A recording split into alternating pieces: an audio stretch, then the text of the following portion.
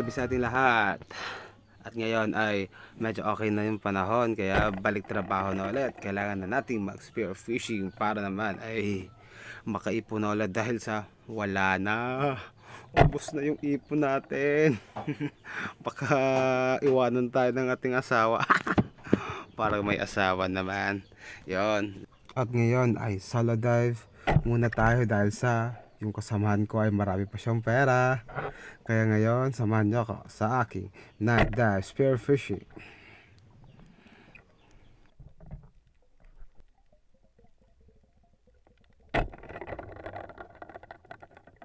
At yan, ang name niyan ay isang pugalo or lapu-lapu grouper. Yan, cute siya. Ang cute, no? Katulad ko. Ang cute ng isda.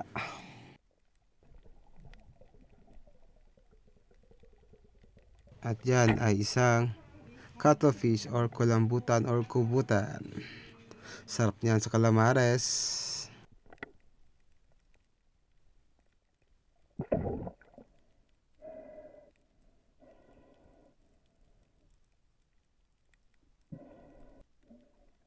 At may nadaanan akong isang palos na nagmamagaling.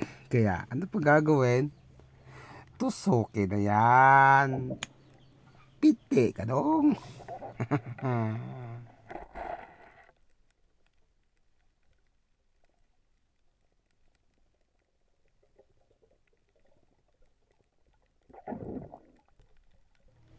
At meron din isang tagbagol.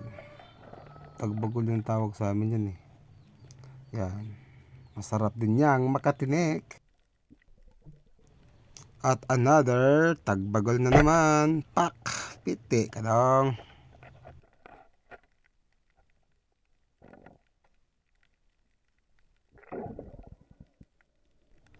At meron tayong nadaanan na isang first class, isang samaral. Wind down.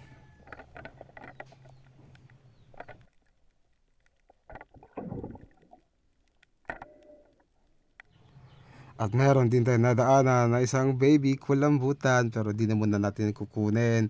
Panlalaki na muna. Kaya kuhit-kuhit lang muna. Kuhit-kuhitin na lang natin yan.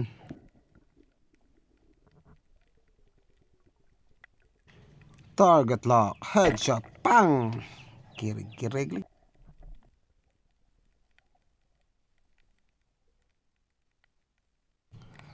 At eto yung malakas kumain ng iat. Pero masarap pa din.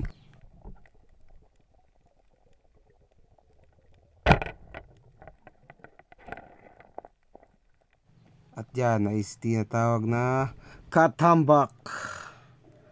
Yan. At meron ding rabbit fish o danggit. Yan.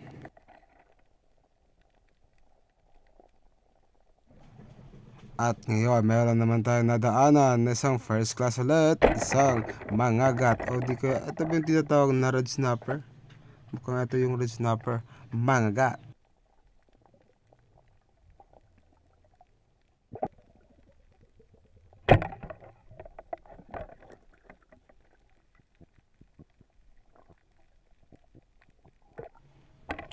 At another first class ulit, isang red snapper, mangagat ulit. Yan, medyo malaki na yan, mga half kilo.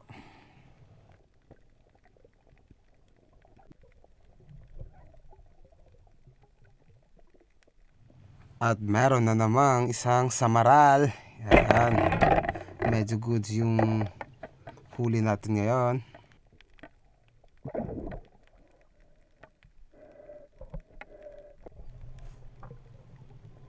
At ngayon ay i-flex ko ang aking mga mintis na tira.